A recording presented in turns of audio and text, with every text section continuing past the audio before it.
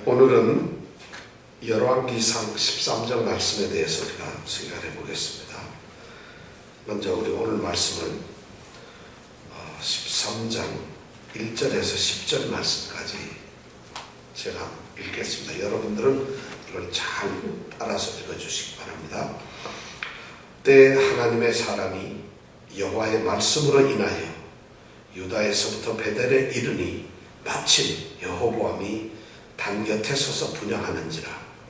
하나님의 사람이 단을 향하여 여호와의 말씀으로 외쳐 가로되 단아 단아 여호와께서 말씀하시기를 다윗의 집에 요시아라 이름하는 아들을 낳으리니 저가 내 위에 분향하는 산당 제사장을 내 위에 제사할 것이요 또 사람의 뼈를 내 위에 사르리라 하셨느니라 하고 그날에 저가 예조를 들어 가로되 이는 여호와의 말씀하신 예조라.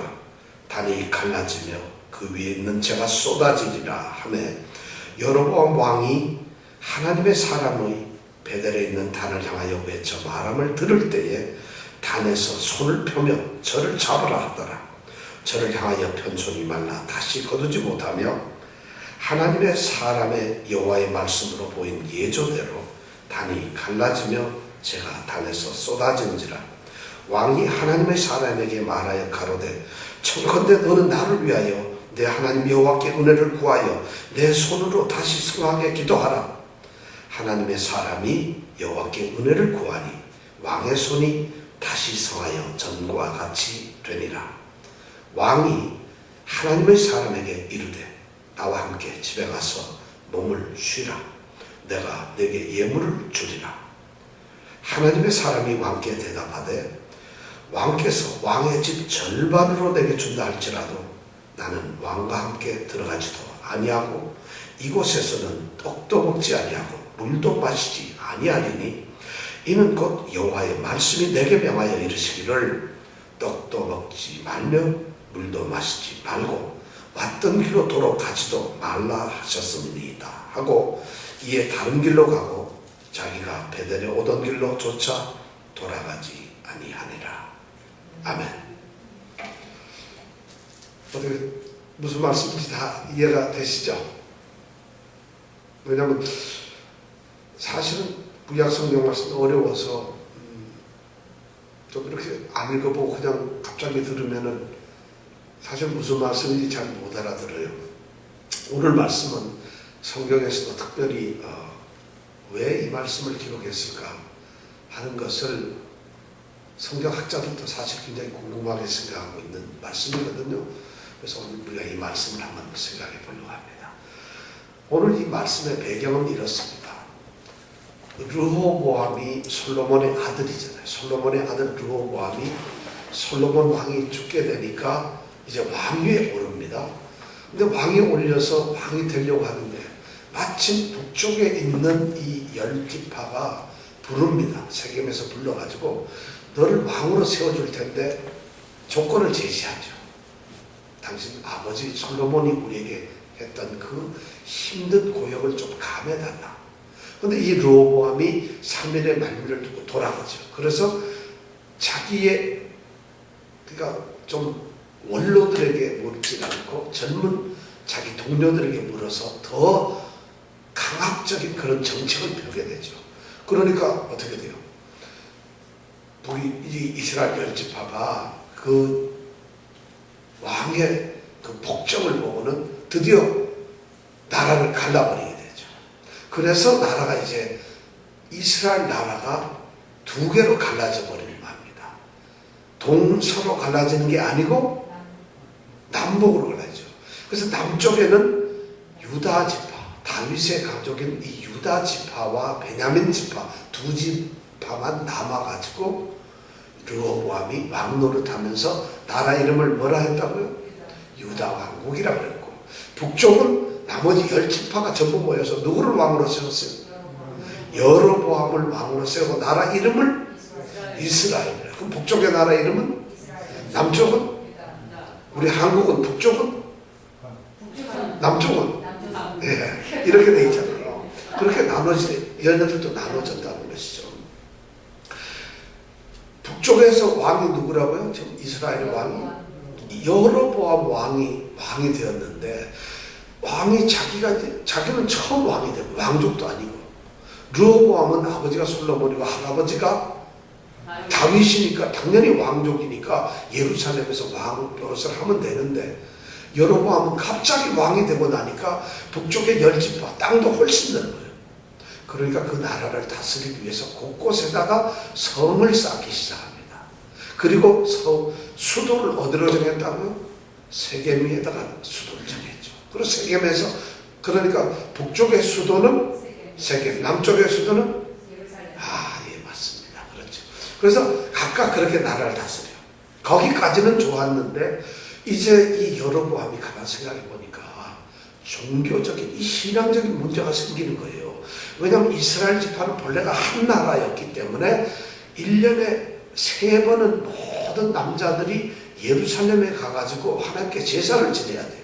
이것이 신명기에 나온 하나님의 명령이거든요. 그러니까 어디에 살든지 1년에 3번 절기는 꼭 예루살렘에 가서 예배를 드려야 되는데, 나라가 나눠주고 나니까 북쪽에 있는 자기 나라 사람들이 남쪽으로 내려가야 되는데, 왜냐하면 예루살렘이 어디에 있죠? 유다 남쪽에 있기 때문에 가야 되는데, 자기네는 북쪽 나라인데 갈 수가 없잖아요. 그리고 백성들이 갔다가 예루살렘에 갔다가 나 북쪽에 사는 것보다 남쪽 나라가 더 좋아요 하고 안 와버리면 큰일 나잖아요. 난 남조선이 더 좋아요 하면 큰일 나잖아요. 그러니까 이 여로보암이 생각을 이거 안 되겠구나 해서 종교적으로 이제 새로운 정책을 만듭니다. 그래서 만든 게 뭐냐면 금송아지 2개를 만들죠. 본래 금송아지를 만들고 싶어서 만든 게 아니라, 이 여로보암은 우리 민족은, 우리 족속은 하나님 여호와를 섬기는 그런 족속이니까 이제 금송아지 2개를 만들어 놓고 그걸 가지고 우리를 애굽 땅에서 인도하여 낸 우리 하나님이다 하고 보이는 하나님을 만들어 놓습니다. 그리고는 그들이 똑같이 하나님을 섬기는 마음으로 하나님을 섬깁니다. 누구를? 금송아지를 섬기는 거예요. 근데 그런 것을 우리가 뭐라 하냐? 우상이라 그런다는 거예요. 하나님을 섬기지 않는 게 아니에요. 하나님을 섬긴다고 하면서 그들은 하나님의 형상을 만들어 놨다는 거예요. 이것이 문제라는 거예요. 하나님 섬기는데 금송아지를 만들어 놓고 그걸 하나님으로 섬기는 거예요. 이것을 하나님은 원치 않으시죠. 왜냐하면 하나님은 형상이 없으신 분이니까. 근데 오늘날 우리는 하나님 섬긴다고 그렇게 하는 거죠. 그래서 여로보암이 금송아지 2개를 만들었어요. 자, 그렇게 만들어가지고 그 금송아지 2개를 각각 하나씩 놓는데, 자기 나라 제일 위쪽에 있는 단에다가 하나를 놓고 거기다 제단을 만들고, 그 다음에 남쪽으로 내려가는 바로 국경 옆에 있는 베델에다가 뭐를 놔요? 이 금송아지를 놔요. 그래놓고 북쪽에 있는 자기 10지파 사람들에게, 이스라엘 지파에게, 너희들은 이제부터 남쪽 예루살렘으로 가지 말고 북쪽에 있는 사람들은 어디? 단에 가서 제사를 드리고, 남쪽에 있는 사람은 예루살렘이 아니라 베델에 가서 예배를 드려라. 이렇게 하죠. 그리고는 그것도 힘들면은 산에 곳곳에다가 뭐를 만들었어요? 산당을 만들었어요. 그리고 거기에서 예배를 드려라. 이렇게 하니까 얼마나 변해. 참 옛날에 지겨웠어요. 예루살렘까지 가려면 며칠을 걸어가야 되는데 가까워지니까 교회에 이렇게 다녀야 돼. 새벽에 다닌다니 얼마나 좋은가. 그리고 주일날도 아침 11시가 아니고 1시 반이니 얼마나 좋은가. 이렇게 편해졌다는 거예요, 이 사람들이. 그런데다가 또 뭐냐면, 이렇게 금송아지 만들어 놓고 2곳에 이제 종교지를 만들어 놓고 산당을 만들고, 그 다음에 제사장을 써야 되는데, 북쪽에 있던 레위 지파의 제사장들이 쫙 남쪽으로 가버리는 거예요. 왜냐하면 레위 지파는 신앙이 무엇인지, 자기네들이 제사장으로서 어디에서 섬겨야 하는지를 알기 때문에 북쪽에 이것은 가짜다. 그러니까 어디로 가겠어요? 다 남쪽 예루살렘을 가버리니까 제사장들이 없는 거예요.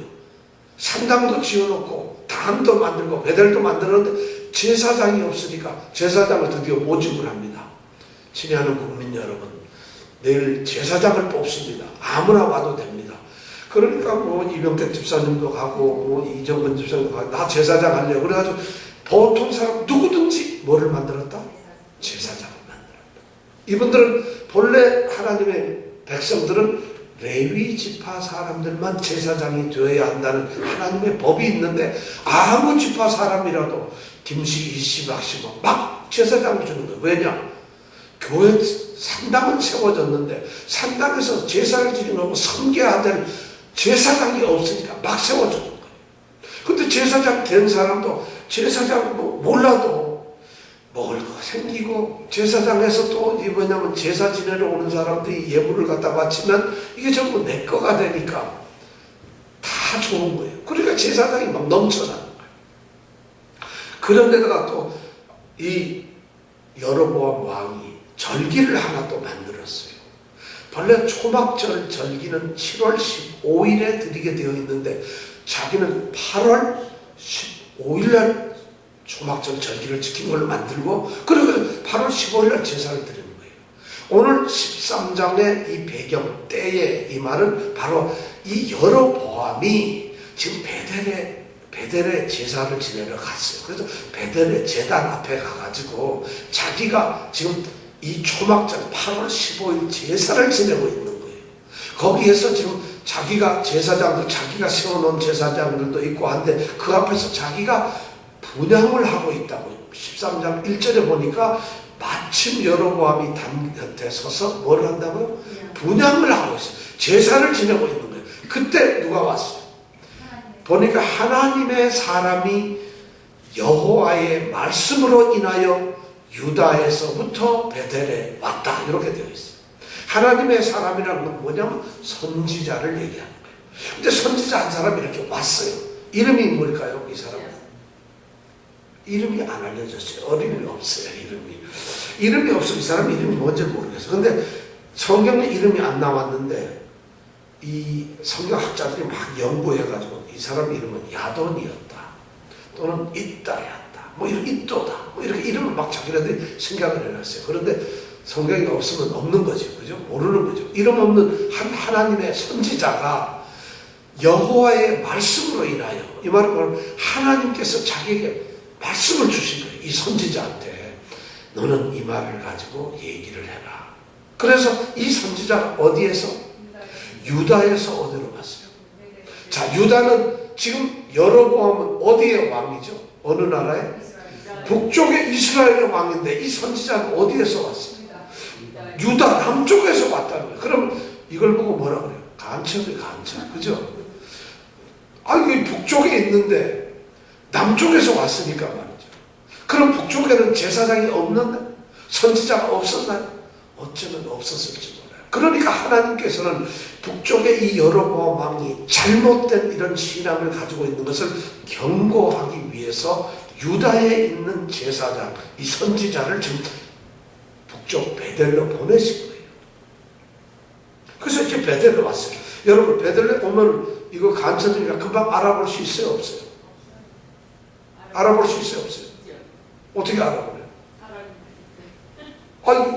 사람이 딱 한 명밖에 없나요?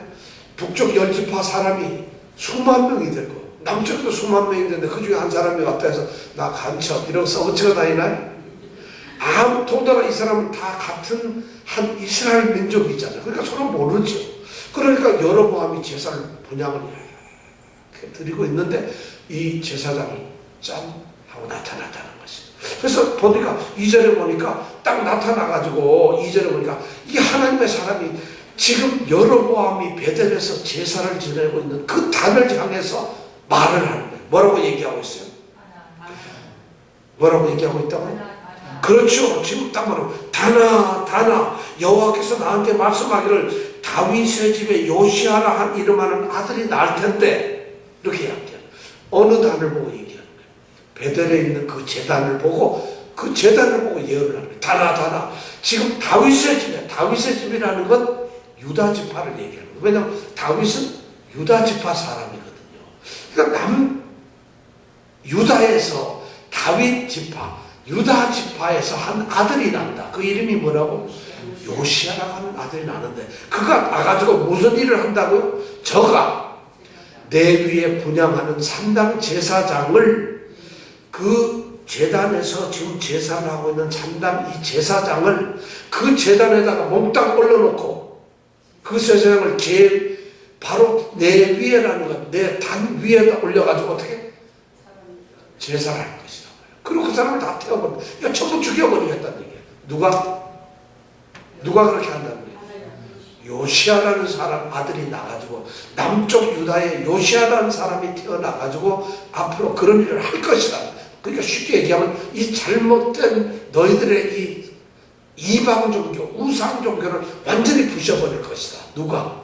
요시아가. 요시아가 누구겠어요? 요시아는 말이죠.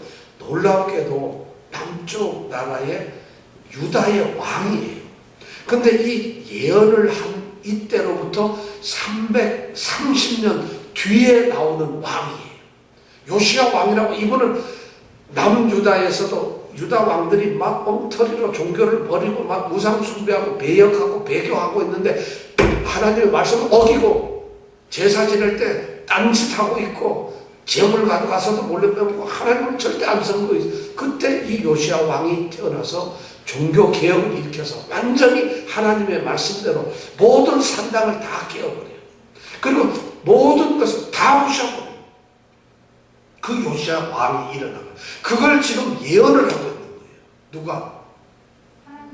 이 하나님의 사자인 이 선지자가. 근데 그 내용이 어디에 나와 있느냐? 열왕기 하 23장에 그게 나와 있어요. 열왕기 23장, 열왕기 하 23장 15절에 이렇게 되어 있어요. 이스라엘로 범죄케 한 느밧의 아들 여로보암이 베델에 세운 단과 산당을 왕이 헐고, 어느 왕이 헐었겠어요? 요시아 왕이 헐었다는 얘기예요. 또 그 산당을 불사르고 빻아서 가루를 만들며 또 아세라 목상을 불살랐더라. 이렇게 기록이 되어 있어요. 열왕기 하 23장에 가면. 그러니까 베델을 다 부숴버린다는 그 예언을 미리 지금 하고 있는 거예요. 자, 이 베델이라는 데가 그렇게 돼. 운명이 그렇게 돼. 베델의 본래 이름은 루스라고 하는 나라였어요. 본래 베델 성이 이름이 루스였어요.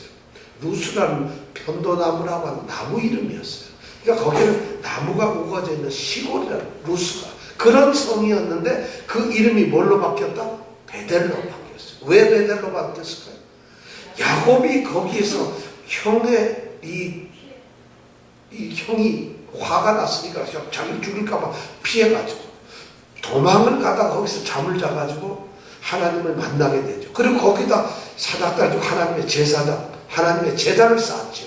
그리고 그 이름을 베델이라고 했어요. 베델이라는 말은 하나님의 집이다 하고 해서 드디어 베델이니까 루스에서 이름을 바꾸어가지고 뭐가 됐다? 베델이 됐어요. 근데 이 베델이 이후에 선지자들로부터는 이름이 또 달라져요. 뭐로 달라지냐면 벳아웬이라고 달라져요. 벳아웬. 아웬이란 말은 뭐냐면 뭐겠어요? 우상이라고 하는. 그래서 벳엘이 벳아웬, 우상의 집이라고 하는 동네 이름으로 싹 바꿔져 버리는 말이에요. 자, 이 이름 없는 하나님의 사람, 이 선지자가 그런 예언을 하니까, 그러면서 3절에 보니까 그가 뭐라냐면 이제 그러한 나의 예언이 이루어질 수 있도록 예조라는 게 뭐예요? 내가 사인을 보여주겠다. 표적을 하나 보여주겠다 하는데 그 표적이 뭐냐면 단이 갈라지고, 하나님께서 얘기한 거예요. 3절에 보니까 단이 갈라지며 그 위에 있는 단 위에 있는 재가 쏟아진다. 이것이 뭐냐면 내 예언이 맞다는 것을 하나님이 이렇게 사인을 주기로 했다. 그러면 지금 곧 이 재단이 어떻게 되겠어요? 재단이 갈라지고 재가 쏟아져야 되겠죠. 그 얘기를 딱 들었는데 4절에 보니까 여로보암 왕이 그 말을, 지금 자기는 분양을 하고 있는데 어디서 이상한 친구가 와가지고 그런 예언을 하거든요. 그러니까 이 왕 입장에서는 어떻게 해서 이놈이 이거 보나마나 이거 좀 남쪽에서 간첩이구나. 지금 그가 화가 확 났어요. 그러니까 4절에 보니까 너무 화가 나가지고 뭐라냐면 여로보암 왕이 하나님의 사람의 베델에 있는 단을 향하여서 이렇게 막 예언을 하고 이런 걸 보니까 단에서 분양을 하고 있다가 손을 탁 내면서 뭐라 그랬겠어요? 손을 펴면 뭐라 그랬어요? 저를 잡아라. 이 말이 뭐예요? 저를 잡아라. 이러는 거예요. 저놈이 지금 내가 분양을 하고 있는데 저렇게 엉뚱한 뭐를 하고 있어요. 예언을 하니까 저놈 잡아라 하는 순간에 아차 이게 어떻게 되세요? 이 손이 마비가 되면 이거 안 오는 거예요. 누가? 여로보암 왕이 저놈 잡아라 하고 있는데 손이 깨. 큰일 났어요. 여로보암이 이래가지고 평생 살아야 되는 거예요. 여러분. 이거 내가 좀 갑자기 손이 마비가 되네. 이렇게 돼버렸어요. 그런데 이렇게 되고 있는데 자기가 그러면서 단을 보니까 갑자기 단이 쫙 갈라지면서 거기에 있는 재가 막 쏟아지는 거예요. 그러니까 이 여로보암 왕이 얼마나 놀랐겠어요. 이거 하나님의 말씀이 그대로 이루어지는 것 같으니까 막 그 앞에 일어나는 사건을 보니까 너무 충격일 거 아니에요. 그리고 손을 안 펴주고 이러고 있죠. 그러니까 그 하나님의 사람한테 이제 사정을 합니다. 여보게 이거 나 좀 살려주게. 이거 좀 당신이 말하는 그 하나님께 제발 나를 위해서 기도를 해가지고 이것 좀 펴게 해달라는 거예요.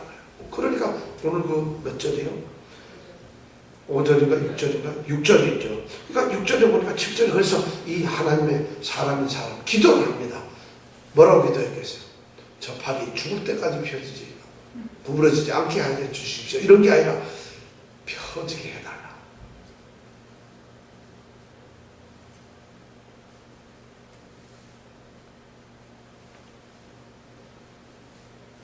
펴지게 해달라. 기도를 했죠. 그렇게 해서 기도를 했더니 드디어 팔이 진짜 딱 펴지는 거예요. 자, 그렇게 되면 7절에 6절에 와서 그렇게 기도를 하고 나니까 팔이 펴졌어요. 그러니까 이 왕이 죽을 뻔했네. 사랑으로. 얼마나 기분. 그러니까 이 왕이 저 선지자가 누군지는 몰라도 정말 하나님께서 함께하는 그런 선지자고 하니까 나한테도 저런 선지자가 하나 있었으면 좋겠다. 그래가지고 7절에 보니까 나와 함께 집에서 좀 쉬자. 그럼 내가 너에게 예물을 주겠다. 하고 그를 갖다가 회유를 하는 거예요. 딱 순간적으로 이 왕은 아마 생각했을 거예요. 여로보암 왕은 우리가 이 북쪽에는 저런 선지자가 없단 말이에요. 그럼 저 남쪽에서 왔을 거고 굉장히 하나님이 함께하는 정말 참 선지자일 거다. 그럼 저런 선지자가 나왔고 함께만 있으면은 하나님께 기도해서 나도 복을 받을 거고 저 선지자가 나를 손 놓고 기도하면 나가 복덩어리가 돼서 복이 막 쏟아질 거고 매일 기도만 받으면 머리만 받고 기도하면 저 사람이 복을 주니까 얼마나 내가 좋을까. 그런 생각이 들었겠죠. 그리고 저런 선지자가 나와 같이 있습니다. 그래서 베델 이 제단에 당신이 좀 있어라. 그리고 내가 당신에게 모든 먹을 걸 주고 땅에서 살도록 하고 예물을 다 줄 테니까 나하고 같이 살자 하고 뭐라고 우리말에서 유혹을 하는 거예요. 그러니까 이 선지자가 뭐라고 그랬어요. 8절 9절에 보니까 딱 그 말을 듣고 나서 바로 거절을 하는 거예요. 뭐라고 8절 하나님의 사람이 왕께 대답하되 8절에 보면 뭐라고 그래요. 왕의 집에 있는 거 반을 나를 줘도 나 그럴 수가 없어요. 나는 여기서 먹지도 않고 절대 안 해요. 그럴 수가 없어요. 왜 안 그러겠어요. 왕이 아무를 줘도 그렇게 하면 나는 여기서 먹지도 않고 여기서 물도 안 마십니다. 왜냐하면 9절을 보니까 왜냐하면은 여호와의 말씀이 내게 명하여 이르시기를 떡도 먹지 말며 또 뭐예요? 물도 마시지 말고 왔던 길로 돌아가지도 말라. 그렇게 딱 선언을 하고는 그리고 쌩 하고 돌아서더니 10절에 보니까 뭐라고 돼있어요. 얘 다른 길로 가고 자기가 베델에 오던 길로 쫓아 돌아가지 아니하려고 가버렸어요. 자, 이런 사건이 있고 난 다음에 이 사람은 그 다음 사건이 이제 11절부터 나오는 거예요. 이 11절에 보니까 처음 시작이 뭐예요? 시작? 한 늙은 선지자가 살고 있다 하고 장면이 달라져요. 자, 어떤 한 늙은 선지자가 이 사람 유다에서 베델에 온 유다 선지자는 가버렸어요. 그런데 이 베델에는 그 사람 말고도 다른 늙은 선지자가 하나 있었어요. 근데 이 사람 아들이 있는데 이 늙은 선지자 이름을 몰라요. 근데 아들들이 한 두세 명 있는 것 같은데 이 친구들이 베델 제단에서 유다에서 온 그 선지자가 여로보암 왕하고 했던 말하고 또 막 일어났던 사건을 전부 봤어요. 야, 이런 일이 있었구나 해가지고 그걸 집에 가가지고 자기 아버지 이 늙은 선지자한테 그대로 얘기를 했어요. 지금 서울 갔더니 이런 일이 있었습니다. 남쪽에서 온 것 같은데 유다에서 온 이 선지자가 이렇게 예언을 하니까 재단이 탁 갈라져 버리고 제가 쏟아지고 왕이 손 내밀다가 까딱하면 왕 뽀창 될 뻔했어요. 근데 나았어요. 이런 얘기를 하는 거예요. 그러니까 이 늙은 선지자가 금방 그래? 그 사람이 그랬단 말이야. 그러니까 이 늙은 선지자가 머릿속에 막 들어가고 그래 어디로 가더냐 하고 물어보니까 12절에 보니까 이 아들들이 어디가 들어갔습니다 하고 얘기를 하는 거예요. 그래서 12절에 그렇게 딱 얘기를 하니까 이 늙은 선지자가 그래? 그럼 빨리 나한테 나귀를 한 장을 빨리 얹어가지고 준비해라 하고는 나귀를 타고 어떻게 해요? 그를 쫓아서 갑니다.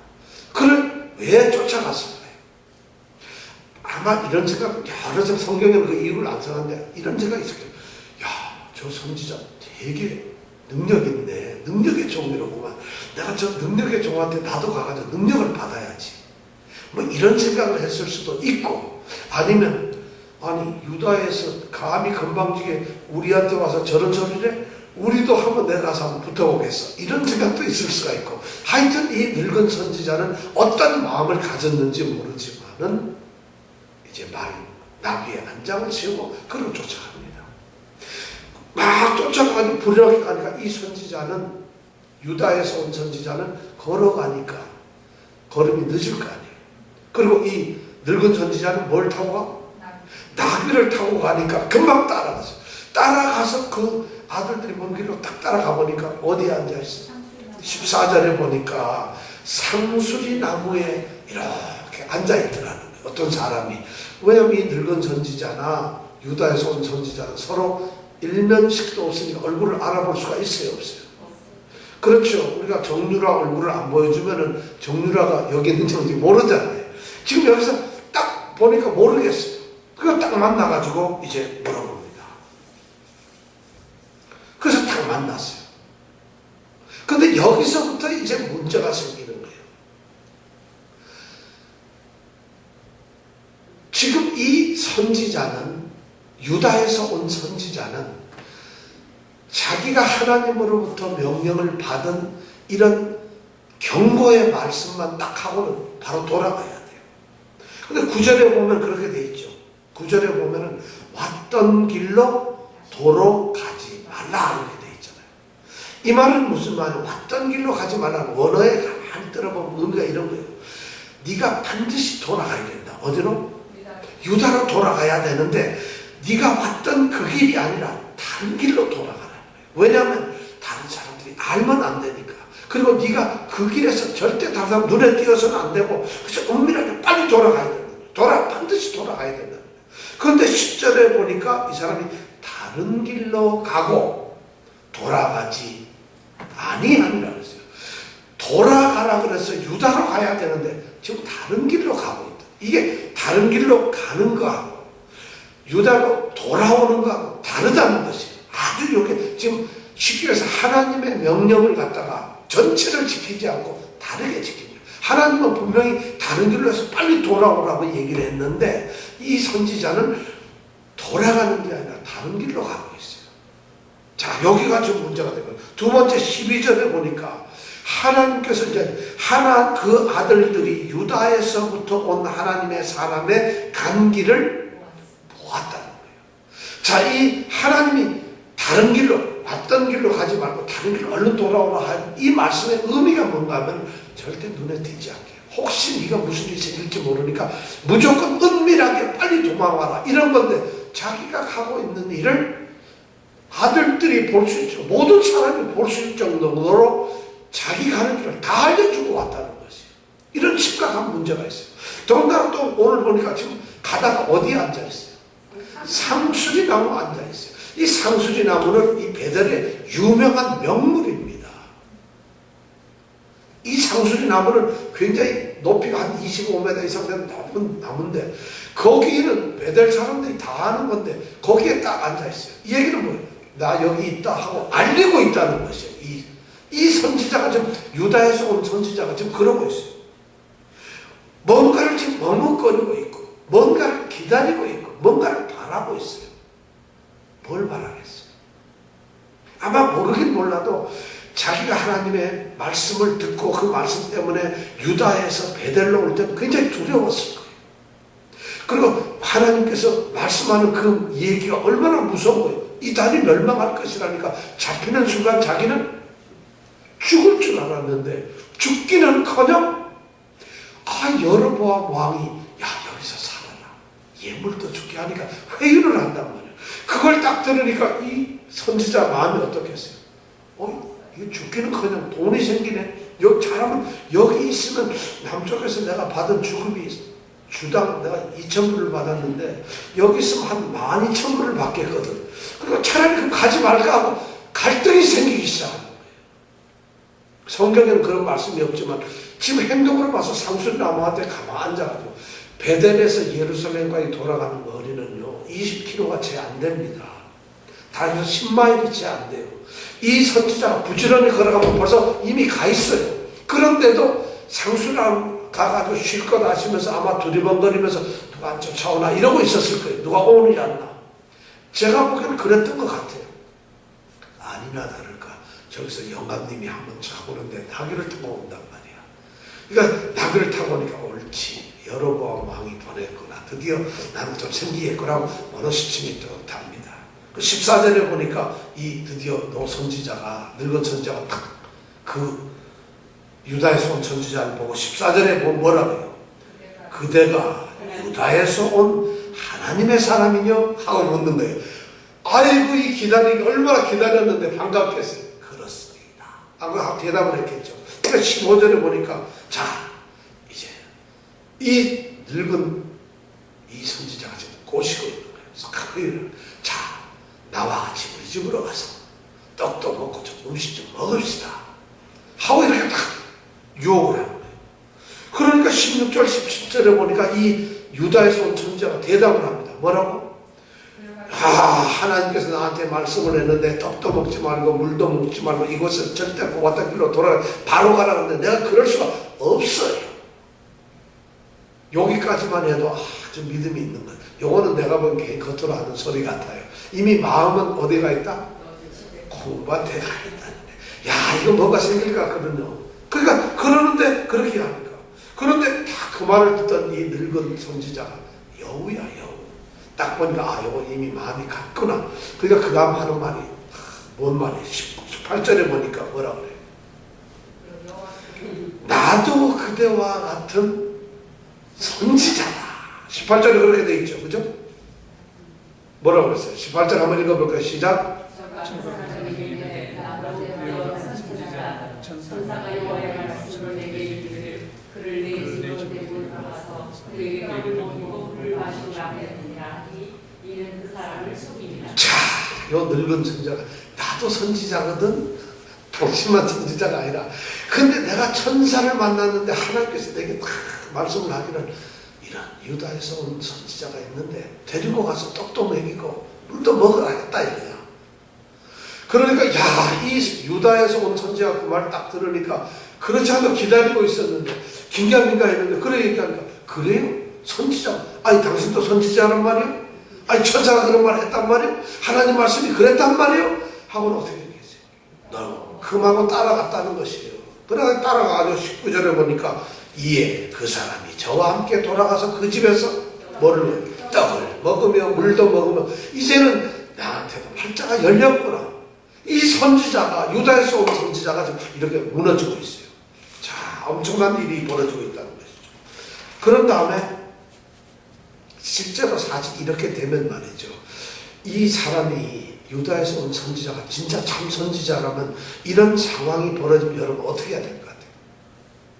이렇게 막 늙은 선지자가 와서 자기를 막 유혹하고 이렇게 할 때 이 사람이 진짜 참 선지자 같으면 어떻게 태도를 해야 될까요? 어떻게? 떠나가라. 이러면 안 돼. 사단아 물러가라. 이래야 될 거 아니에요. 그죠? 우리가 상식적으로 지금 다 이게 만약에 참 이 하나님의 사람, 이 사람이 유다에서 온 사람이 정말 참 선지자면 사단아 물러가라. 나를 유혹하지 마라. 당장 물러가라. 하고 거기서 어이구 죽겠구나 하고 당장 어떻게 해야 돼? 뛰어서 유다로 도망가야죠. 가야 되는 게 원칙이잖아요. 그렇게 하기 싫으면 최소한 잠깐 내가 하나님께 기도 한번 해보겠습니다. 당신 하는 말이 진짜가 아닌가 하고 하나님 지금 떡을 먹으라고 하는데 하나님께서 날 보고 떡을 먹지 말라 했잖아요. 근데 이 떡을 먹으라고 하는데 이 천사 말, 이 사람 말이 정말입니까? 하나님 일구이연하는 겁니까? 먹지 말라고 그러고 나보고 먹으라는 건 뭡니까? 하고 하나님께 기도를 했어야 되든가 해야 될 텐데 유다 선지자는 그런 일을 안 했다는 거죠.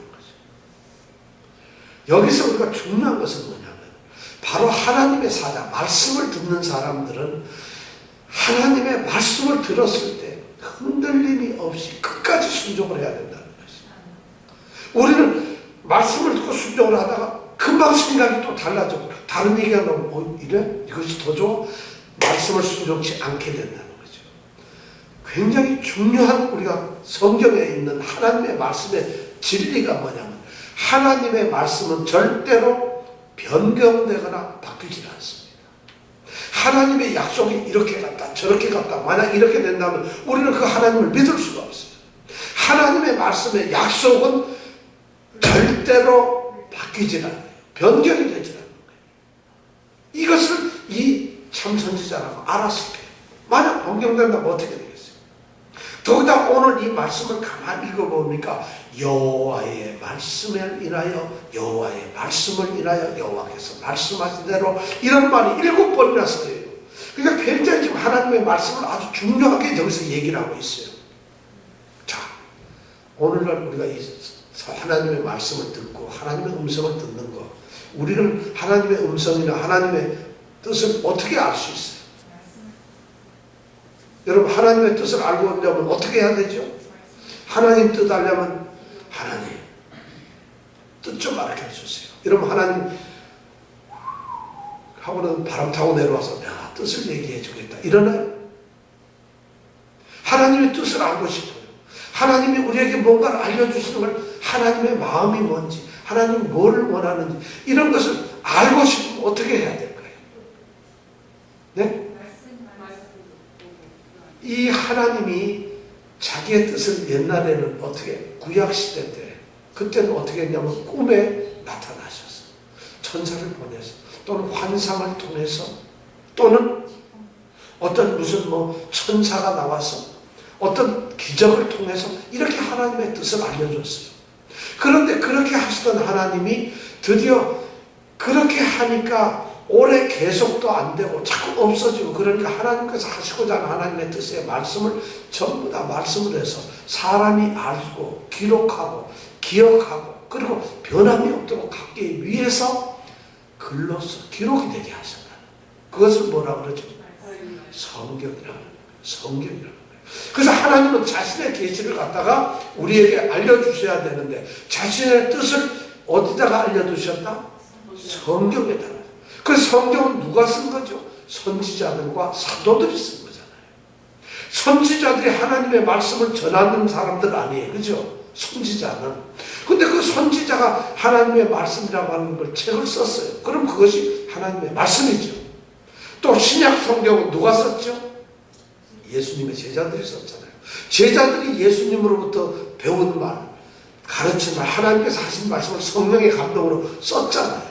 그것이 바로 오늘날 우리가 가지고 있는 이 신구약 성경이라는 거예요. 이 성경을 통해서 하나님께서는 자신이 모든 것을 여기다 얘기를 하신다. 왜냐하면 이거 외에 또 많은 걸 만들면 어려워지잖아요.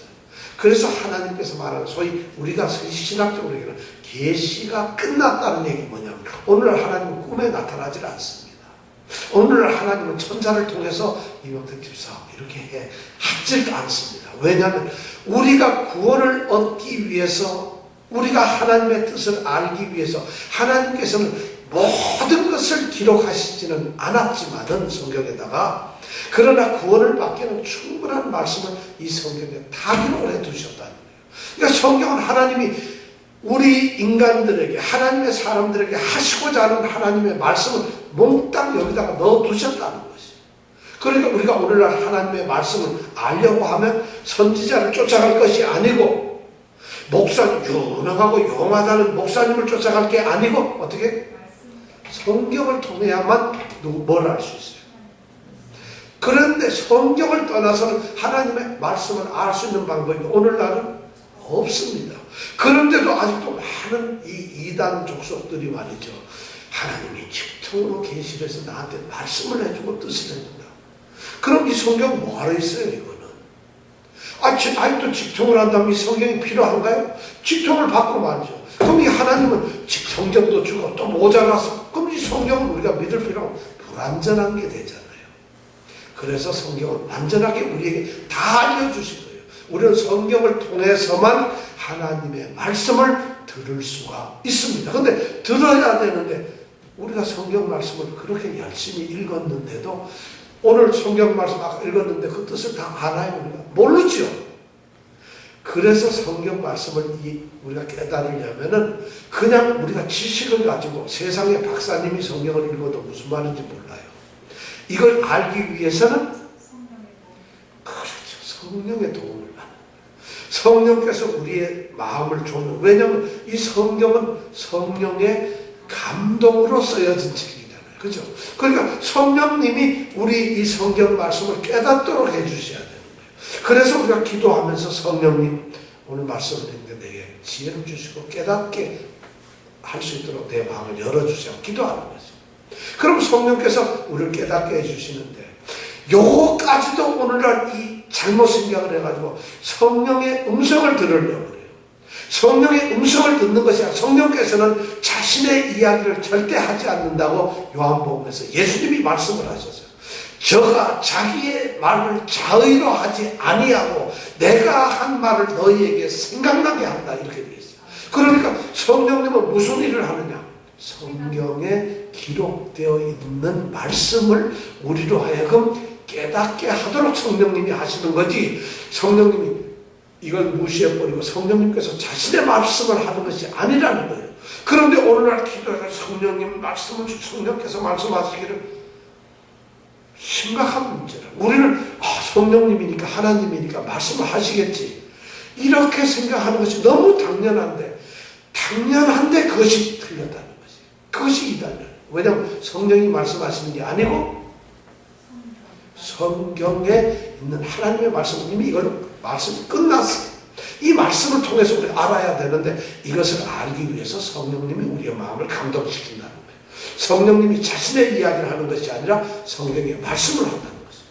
그렇게 말했더니 어떤 사람들이 소위 이 성령파들이 뭐라 얘기하냐면 사도행전에 보면요 바울 사도가 그다음에 성령이 나타나서 너는 아시아로 가지 말고 유럽으로 가라 하고 얘기해가지고 길을 막아 성령이 그렇게 말씀을 하셔서 하여서 유럽으로 전도해가지고 그래서 온 세계에 복음이 전파됐는데 그러면 성령 말씀을 들었잖아요. 그 말이 성경에 나오잖아요. 그럼 어떻게 하란 말이에요? 성령 말씀을 들어야 되는 거 아닙니까? 그때는 아직 성경이 완성이 되기 전이에요. 바울 사도도 아직 성경을 안 썼어요. 전부 다. 그러니까 하나님의 말씀이 완결되기 전에 있었던 당연히 그때 그런 일이 있을 수밖에 없죠. 성령께서 말씀을 하시는 거죠. 그런데 성경이 완성이 됐는데도 아직도 성령의 어떤 말씀이나 음성을 듣고서 뭔가 하나님의 뜻을 알려고 하는 이런 사람은 자기가 마음껏 높아진 교만한 자들이에요. 하나님과 동등하게 되어 가려고 하는 나쁜 굉장히 아주 교만한 사람들. 그건 아니라는 것이죠. 그래서 우리가 이런 것을 해야 돼요. 자, 그런 걸 그래서 지금은 계시나 꿈이나 환상이나 이런 걸로 하나님은 우리에게 들려주시지 않아요. 왜냐하면 성경의 말씀으로 우리가 기도하게 되면 여기에서 하나님이 하시고자 하는 모든 말씀이 다 들어있다는 거예요. 그런데 오늘날도 그런 얘기하는 거예요. 우리는 그런 걸 보고 뭐라고 해요? 이단이라고 해요. 이단들은 지금도 계시를 얘기하고 꿈을 얘기하고 이래가지고 오늘도 기도 10시간 하는데 갑자기 성령님이 탁 나타나서 내일 아침에 동쪽으로 가라. 그래가지고 동쪽으로 갔대요. 그걸 보고 예수 무당이라고 그래요. 점쟁이, 예수 점쟁이란다. 그런 일이 있을 수가 없다는 것이죠. 성경을 통해서 한다는 것이죠. 바로 이런 노선지자가, 늙은 선지자가 지금 이 젊은 유다 선지자한테 그런 얘기를 합니다. 유다 선지자는 하나님으로부터 말씀을 들었는데 그 하나님으로부터 말씀 들은 걸 가지고 자기는 그대로 그 말씀대로 지켰어야 되죠. 끝까지. 그리고 아무리 늙은 선지자, 어쩌면 이랬을 때 저 늙은 선지자는 하나님 선지자라며 근데 저도 나보다 나이도 많고 늙었어. 그럼 배우고도 더 많고 경험도 더 많으니까 어쩌면 저기가 더 영빨이 셀지도 몰라. 어쩌면 이렇게 들었을지도 몰라요. 바로 이런 것이 세속적인 생각이고 잘못된 생각이라는 것이에요. 하나님의 말씀은 말씀으로 들어야 된다는 것이죠. 자, 그래가지고 식사 테이블에 들어가서 드디어 밥을 먹습니다. 둘이서. 밥을 먹는데 갑자기 하나님께서 이 늙은 선지자한테 짜자자자자 하고 또 말씀을 주세요. 그러니까 이 늙은 선지자가 이거는 손 내가 보기엔 사이비 같은데 갑자기 하나님의 말씀을 막 받으니까 말을 하는 거예요. 뭐라 말하냐면 그 유다 선지자, 밥을 먹고 있는 자기가 끌고 온 그 유다 선지자가 하는 거예요. 너는 하나님의 말씀에 떡도 먹지 말고 뭐도 먹지 말라 했는데 어떻게 이렇게 와서 먹을 수 있느냐. 네가 하나님의 말씀을 어겼기 때문에 이제 너는 21절 22절에 보면 뭐라고 되어 있냐면 이제 내 시체가 내 열조의 묘실에 들어가지 못하리라. 다시 말해서 죽으면 당연히 조상들 묘 옆에가 있어야 되는데 거기에 못 들어간다. 이 말은 무슨 말이야? 길에 가다가 객사한다 이런 얘기예요. 요절에 죽는다. 그렇게 딱 해버려요. 그렇게 하니까 이 밥 먹던 사람이 어떻게 해서 유다 선지자가 깜짝 놀라고 내가 실수했구나. 어쩌면 아마 그래서 내가 이거 크게 잘못했구나. 하나님 말씀 보니까 지금 이랬는데 지금 이 선지자가 얘기하는 게 나를 꾸짖고 있구나 하니까 얼마나 충격을 받았겠어. 그러니까 아니 황급해서 먹던 거 말고 이제 일어나가지고 돌아가려니까 이 늙은 선지자가 그래 간다고 하더니 23절에 보니까 나무 위 안장을 채워놓고는 걸어가지 말고 여보게 이 나귀를 타고 가게 하고 나귀를 태워줍니다. 그래서 나귀를 타고 가다가 24절을 같이 읽어볼까요? 시작. 시작. 그 사람이 가더니 사자께서를 만난 뒤에 그 시체가 길에 보니까니 나귀는 옆에 섰고 사자도 그 시체 옆에 섰고. 네. 나귀를 타고 가다가 어떻게 됐어요? 사자한테 물려가지고 죽고 말아. 오늘 스토리 얘기가 그런 거예요. 그런데 그 사람이 죽고 나니까 그 길을 지나던 사람들이 죽어있는 그 선지자를 본 것이, 그러니까 베델에 있는 이 늙은 선지자한테 와서 사람이 죽었어요. 그 선지자가 길에 죽어있어요. 사자한테 물려 죽었어요. 이렇게 얘기를 하는 거예요. 그러니까 이 늙은 선지자가 자기 입을 통해서 하나님의 말씀을 통해서 길에서 죽게 될 것이라는 이 예언을 하니까 이 늙은 선지자가 얼마나 놀랐겠어요. 그래 내가 한 게 맞아, 이 말씀이 맞아 하고는 자기도 부지런히 해가지고 그래 가봤어요. 갔더니 죽어있더라는 거예요. 그리고 그 시체를 가지고 와가지고 자기 집에다가 애곡을 하고 통곡한 다음에는 그 시체를 자기가 묻어야 될 묘실에다가 묻어줬다는 거예요. 그리고 아들들한테 내가 죽거든 여기에다가 같이 묻어달라고 하고 유언을 한다는 거예요. 그럼 이제 얘기를 끝나는데, 그러면서 얘기가 끝나요. 자, 그리고 그 이제 죽은 소위 변절한 이 유다 선지자를 하는데, 근데 놀라운 일이 생겨요. 굉장히 아주 이상해요. 왜냐하면 24절에도 보고 보면은 또 28절에 읽어볼까? 28절 시작. 저가 가서 본즉 그 시체가 길에 버림받았고 나귀가 사자는 그 시체 곁에 섰는데 사자가 시체를 먹지도 아니하였고 나귀를 찢지도 아니하였더라. 저가 가서 본즉, 이런 늙은 선지자가 가서 보니까, 소문을 듣고 나서 얘기를 해주는 걸로 가서 보니까 그 시체가 길에 버림바가 되어 있는데 나귀하고 사자는 그 곁에 가만히 있는 거예요. 그리고 시체는 죽어져 있어요. 사자는 말이죠, 굶주려야만 사냥을 해요. 배가 부르면 절대 사냥을 안 해요.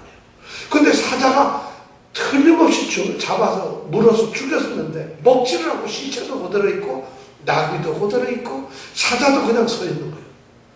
어떻게 이런 일이 있을 수 있어요?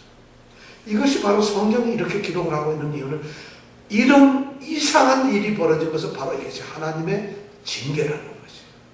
정상적으로 이게 만약 일상적인 거라면 시체가 물려가지고 이미 다리까지 찢어져가지고 없었겠죠. 근데 멀쩡하게 다 그대로 있다는 것이, 이것이 바로 하나님의 징계고 심판이라는 것을 우리에게 알려주고 있어요. 그런데 놀라운게도 우리는 여기서 더 큰 비밀을 깨달을 수가 있어요.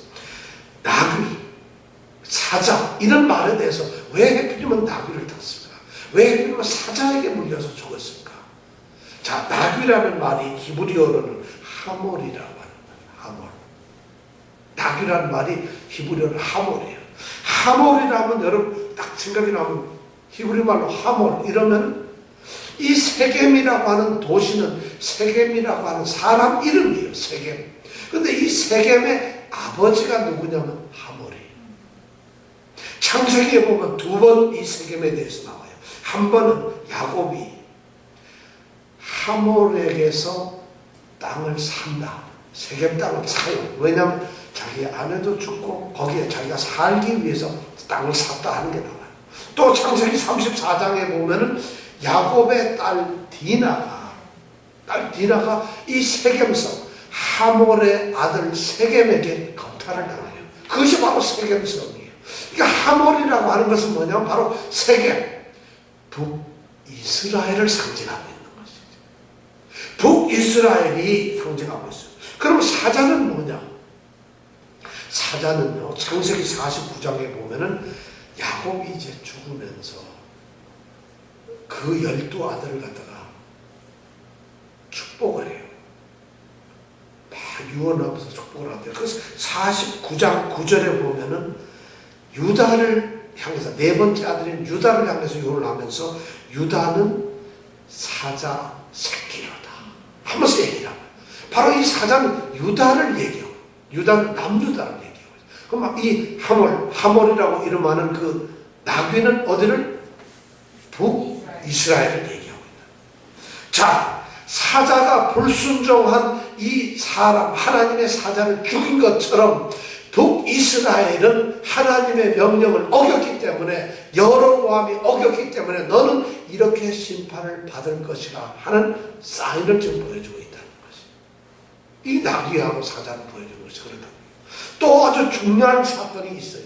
두 번째 사인은 뭐냐면 이 늙은 선지자가 유다 선지자 시체를 끌고 와서 자기가 묻혀야 할 묘실에다가 넣었지. 그리고 자기가 죽거든. 그 다음에 똑같이 그 옆에다가 같이 묻어라. 그리고 이 시대가 딱 지나가서 330년 뒤에 어느 왕? 요시야 왕. 아까 우리 얘기했죠. 이 요시야 왕 시대에 보면 열왕기 하 23장 17절 18절에 보니까 요시야 왕이 이 베델 성을 철저하게 제단을 무너뜨리고 있는데 짠 하는데 어떤 무덤이 발견이 되는 거예요. 묘실. 거기에 보니까 비석이 있어요. 묘실에 비석이 하나 있더라고요. 열왕기 하 지금 23장 17절 18절의 말씀이에요. 요시야가 비석이 부하 신하들이 성을 막 묻히고 있는데 여기 비석이 있습니다 하고 비석을 딱 봤더니 유다에서 베델로 와서 여로보암과 이스라엘의 죄악을 지적한 선지자라고 하는 말이 거기에 나와요. 아, 바로 이 유다 이 선지자의 비석이었던 거예요. 그리고 그럼 그 옆에 누가 있어? 사마리아 선지자, 바로 이 사마리아는 유다, 이스라엘 선지자라는 얘기예요. 이 늙은 선지자. 이 둘의 비석이 나타나는 거예요. 그러니까 그걸 가만두어라. 여기에는 무슨 의미가 있을까? 손대지 말라. 이 남쪽에서 유다에서 유다 선지자를 통해서 북이스라엘의 우상숭배를 지적을 했잖아요. 똑같이 이 북쪽에 있는 이 늙은 선지자를 통해서 남쪽 유다를 향해서 뭘 하냐면 네가 끝까지 하나님의 말씀을 순종하라. 중간에 변절하지 마라. 하나님의 말씀을 들었으면은 먹지도 말고 마시지도 말라 그래서 그냥 지켜야 되는 것이 변절하지 말라. 이것을 경고하기 위해서 하나님께서는 이 두 묘실에다가 묘미를 세워뒀다는 것이에요. 북이스라엘과 남유다를 경고하시기 위해서. 자, 그러면서 이 마지막 말 32절의 말이, 이 32절의 말은 늙은 선지자가 그런 유언 비슷한 얘기를 하면서 이렇게 얘기해요. 그가 여호와의 말씀으로 베델에 있는 단을 향하고 또 사마리아 성읍들에 있는 모든 성당을 향하여 외쳐 말한 것이 반드시 이룰 것이라. 바로 유다 선지자가 와서 했던 그 모든 예언들이 반드시 이루어질 것이라는 그 얘기를 지금 하고 있어요. 그리고 33절, 34절에 보니까 33절에 뭐라고 되어 있어요? 여로보암이 이 일 후에도 그 악한 길에서 떠나 돌이키지 아니하고. 여로보암이 지금 이걸 보았잖아요. 자, 여로보암이 왜 안 돌아갔을까? 여러분들 생각하면 어떻게 돼요? 여로보암이 베델에서 제사를 지내다가 자기 손에 뻗는 걸 보았어요. 그 선지자가 얘기하니까 단이 갈라지는 걸 보았어요. 제가 쏟아지는 걸 봤어요. 소위 말해서 우리가 기적을 보았다는 거죠. 여러분들, 하나님이 여러분들에게 만약 기적을 보여주면 하나님 잘 믿어요? 잘 믿을까요? 안 믿을까요? 여러분 앞에 하나님이 기적을 보여주면 여러분 믿겠어요? 안 믿겠어요? 천만에 안 믿어요. 우리가 요한복음 했잖아요. 5,000명을 먹이는 기적을 보고서도 안 믿죠. 죽은 자를 살리는 걸 보고도 안 믿죠. 기적은 우리에게 신앙을 만들지 않아요. 우리가 만약 믿음이 정말 있는 사람이라고 한다면은, 죄송합니다, 성경에 있는 기적을 믿어야 되죠. 근데 기적을 보고도 우리는 안 믿잖아요. 기적은 우리의 믿음을 만들어주지 않는다는 것이죠. 이 여로보암이 바로 이 일을 본 후에도 똑같이 죄를 짓고 있어요. 얼마나 이런 일이 참 안타까운지 몰라요. 거기다가 더 우리가 참 안타까운 것은 여로보암이 왕이 되기 전에 우리가 아이야라고 하는 선지자를 통해서 여로보암이 왕이 될 것이라는 얘기를 듣잖아요. 새 옷 입고 와서 찢어내고 열심히 주면서 하더라도 네가 내 말, 여호와의 말을 잘 들으면 다윗과 똑같은 그런 왕국을 허락해 주겠다는 하나님의 약속이 있었잖아요. 그런데 왜 이 여로보암은 그 약속을 듣고서 왕이 되었는데 약속을 그 약속 말씀을 지키지 않을까요? 왜 하나님 온전하게 섬기지 않고 우상 숭배해가지고 결국 나중에 보면 완전히 이 가문이 멸망해 버리고 왕조가 없어져 버려요. 왜 그럴까요? 여러분, 하나님 약속한 거 여러분 믿나요? 지키나요? 정말? 아니, 제가 보기엔 이해가 안 되는 게, 여로보암이 그런 아이야 선지자의 얘기를 들었으면 여러분 같으면 하나님이 너희가 내 말을 잘 들으면 이렇게 축복해 줄 거야. 이정은 집사, 내가 성경에 말한 거 잘 들으면 내 사업이 형통하고 내 가족이 잘 되고 건강하고. 안 지켜요. 그래도 지금 이 여로보암 왕하고 똑같아요. 그럼 야, 네가 이렇게 왕이 돼가지고 내 말 잘 들으면 너의 나라가 당처럼 될까 해도 우상 만들어 버려요. 왜 이럴까요? 뭐 때문에 이럴까요? 우리 인간이 악해요. 우리는 지금 믿음이 있습니다. 주여하지만 그렇게 하나님이 예수 그리스도가 십자가를 우리를 대신해 십자가에 돌아가셨다. 그를 믿는 자는 구원을 얻는다. 뭐 성경 말씀 그래 얘기해도 우리는 그렇게 믿어도 안 믿어요. 왜냐하면 여로보암하고 똑같아요. 그런 말씀을 하나님의 선지자가 얘기를 해도 믿지 않아요. 왜 그런가? 우리의 마음이 악하기 때문에 믿음 있는 척하지 말라는 거예요. 우리는 절대 믿음이 있을 수가 없는 거예요. 그 믿음이 왜 우리로부터 나오는 것이 아니고 하나님이 주신 선물이기 때문에 그래요. 은혜로 주시기 때문에 그래요. 그래서 성경은 너의 고집 때문에 네가 멸망한다. 회개하지 아니하는 마음, 아무리 말씀을 들어도 우리 마음은 강팍해가지고 아주 완고해가지고 듣질 않아요. 여로보암이 지금 그런 상태잖아요. 그러고 나서 34절에 보니까 33절에 보니까 여로보암이 계속 어떻게 거짓 선지자 계속 세워요. 그리고도 왜냐하면 자기가 이러면 안 된다는 지금 경고를 듣고 있음에도 불구하고 거짓 선지자. 이 말은 뭐냐면 계속 하나님의 말씀을 안 듣는다는 얘기예요. 거짓 선지자를 세워가지고 엉뚱한 요설과 사설과 잡설과 이단적 그런 것들을 계속 들으면서 하나님 말씀을 따르지 않는다는 거예요. 그러니까 마지막 34절에 뭐라고 기록되어 있어요? 34절 다 같이 읽겠습니다. 시작. 이 여로보암 집에 죄가 되어 멸망케 됩니다. 자, 무시무시한 얘기죠. 이 일이 바로 이렇게 여로보암이 죄 지은 것이 누구 집에? 여로보암 집에 뭐가 됐다고? 죄가 되었어요. 우리는 이런 말 들어도 그 다음에 돌아가면 우리 밖에 나가면 우리 또 말씀 안 듣습니다. 순종 안 해요. 여로보암이 그랬으니까 우리도 똑같다는 거예요. 그 집이 지면에서 끊어져. 이 지면 땅에서 없어져 버렸다는 거예요. 완전히 멸문지화를 당했다는 거예요. 이런 말 들으면 굉장히 두려운 건데 이 열왕기상 13장은 우리에게 지금 그런 엄청난 얘기를 해주고 있어요. 하나님 말씀을 어떻게 들어야 되나? 여호와의 말씀이 그런데 우리는 여호와의 말씀을 잘 안 듣잖아요. 참 이 말씀을 저는 보면서 정말 엄청난 걸 느끼게 돼요. 우리가 좀 이번에 많은 것을 느껴지기를 원합니다. 우리가 지난주에 맥체인 성경 읽기표 드렸죠. 여러분 말씀 읽습니까? 성경 말씀 읽어요? 한번 이번 말씀 들으면서 말씀을 묵상하고 정말 말씀대로 한번 살아가는 그런 우리가 됐으면 좋겠습니다. 자, 같이 기도하겠습니다. 하나님, 우리가 이 시간에 두 명의 선지자를 만납니다. 그들의 비참한 죽음, 그들의 거짓 속임수를 통해서 우리는 하나님의 말씀을 우리가 어떻게 들어야, 어떻게 지켜야, 어떻게 하나님의 말씀대로 살아야 하는 건가를 우리는 교훈받습니다. 이 말씀 자체가 하나님께서 우리에게 들려주시는 하나님의 말씀입니다. 오늘 우리에게 이 말씀을 듣고 깨닫기를 원하시며 하나님은 열왕기상 13장을 우리에게 들려주십니다. 이 선지자들도 하나님의 말씀을 들었지만 결국 비참한 삶으로 끝나고 맙니다. 마치 발람 선지자가 하나님의 말씀을 듣고 하나님의 말씀대로 선포를 하지만 그건 비참하게 죽고 맙니다. 오늘 우리에게 참으로 하나님의 말씀에 온전하게 붙들릴 수 있는 정말 믿음을 하나님 우리에게 허락하여 주시옵소서. 우리는 우리의 힘으로는 아무것도 못합니다. 우리 자신이 죄성을 가진 인간이고 약하고 죄가 많기 때문이에요. 그런데 우리는 선하지도 않고 거룩하지도 않습니다.